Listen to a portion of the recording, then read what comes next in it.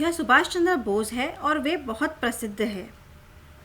उन्हें प्यार से नेताजी कहा जाता था। वो भारतीय स्वतंत्रता संग्राम से सबसे प्रमुख नेताओं में से एक थे। महात्मा गांधी और जवाहरलाल नेहरू की तरह नेताजी सुभाष चंद्र बोस ने भी स्वतंत्रता संग्राम में बहुत योगदान दिया है। उन्हें एक बेहद सम्मानित नेता के रूप में जाना जाता है। सुभाष चंद्र बोस का जन्म 23 जनवरी 1897 को कटक, उड़ीसा में हुआ था।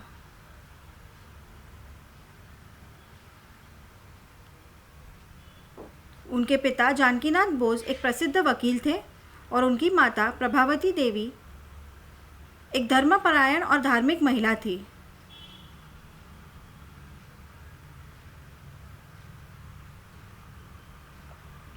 वह 14 भाई बहनों में 9वें बच्चे थे। सुभाष चंद्र बोस बचपन से ही प्रतिभाशाली छात्र थे।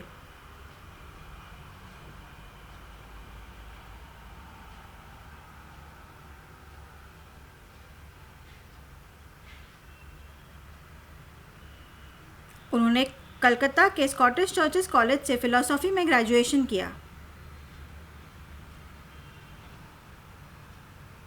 वह स्वामी विवेकानंद की शिक्षाओं से बहुत प्रभावित थे।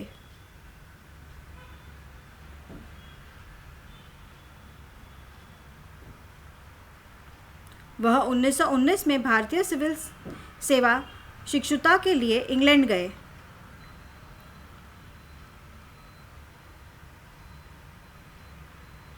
हालांकि सुभाष चंद्र बोस पंजाब में जलियांवाला बाग हत्याकांड से बहुत परेशान हुए थे।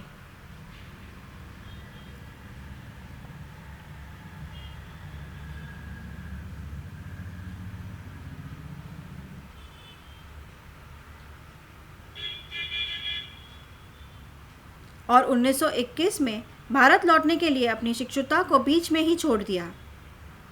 भारत लौटने के बाद नेताजी महात्मा गांधी के प्रभाव में आए और भारतीय राष्ट्रीय कांग्रेस में शामिल हो गए।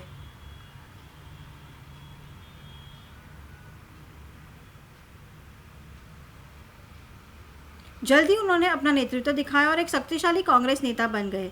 1930 में साविन्य अवज्ञा आंदोलन के दौरान सुभाष चंद्र बोस को अंग्रेजों ने जेल में डाल दिया था।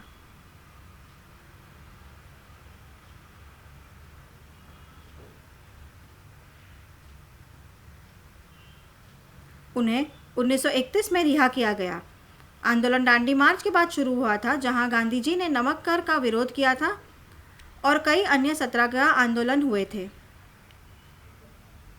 इसके बाद उन्हें गिरफ्तार किया गया था।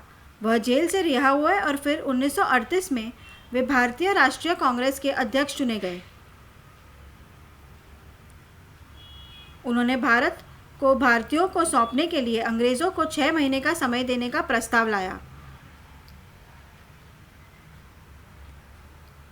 जिसमें विफल रहने पर विरोध किया जाएगा। हालांकि गांधी जी के समर्थन की कमी के कारण उन्होंने इस्तीफा देने के लिए बाध्य महसूस किया।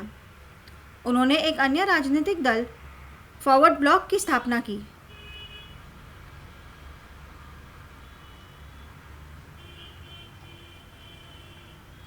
बोस अन्य देशों के साथ इंग्लैंड के युद्ध के लिए भारतीय संसाधनों और पुरुषों का उपयोग करने के खिलाफ थे।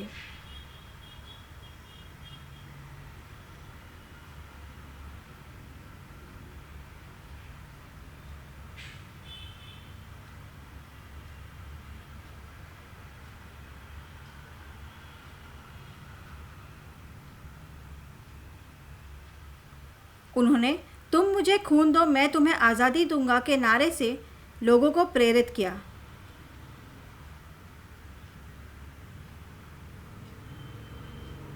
उन्होंने लोगों को उकसाया जो बहुत क्रोधित हुए। नेताजी को तब भारी सुरक्षा के बीच नज़रबंद कर दिया गया था।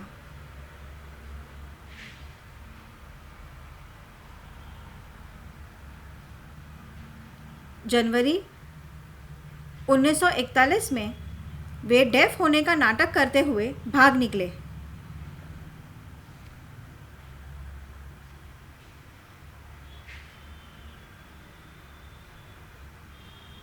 रूस के मेक्सिको और अफगानिस्तान के काबुल से होते हुए वे अंततः जर्मनी पहुंच गए। वह हिटलर और जापान से मिलने जर्मनी गए थे। वह भारत की स्वतंत्रता के लिए ब्रिटिश साम्राज्य के खिलाफ उनकी मदद लेने गए थे, क्योंकि दोनों देश यूके के खिलाफ थे। जापान और जर्मनी सहमत थे। जुलाई 1943 में वे जर्मनी से सिंगापुर पहुंचे। महान युद्ध के दौरान अंग्रेज़ों ने जापानियों के खिलाफ भारतीय पुरुषों का इस्तेमाल किया था। जापान ने कई भारतीय सैनिकों को सिंगापुर में युद्धबंदी बना लिया था।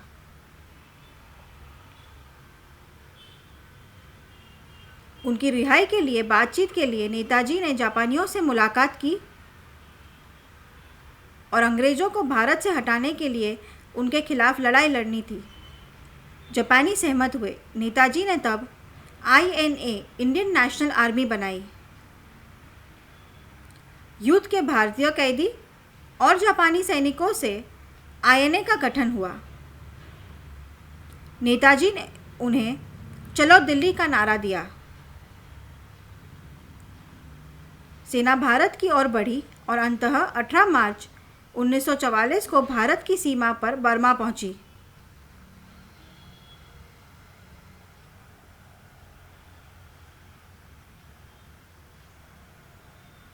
उन्होंने भारत बर्मा सीमा को पार किया और भारतीय धरती पर कदम रखा। जापान और भारतीय सैनिक वहां थे, हालांकि वे युद्ध हार गए। द्वितीय विश्व युद्ध में जापान और जर्मनी की हार के कारण नेताजी की भी हार हुई।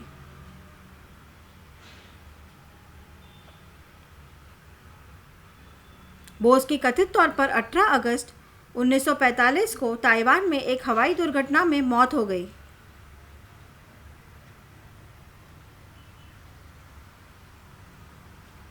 वहीं कुछ का कहना है कि हादसे के बाद अस्पताल में उनकी मौत हो गई।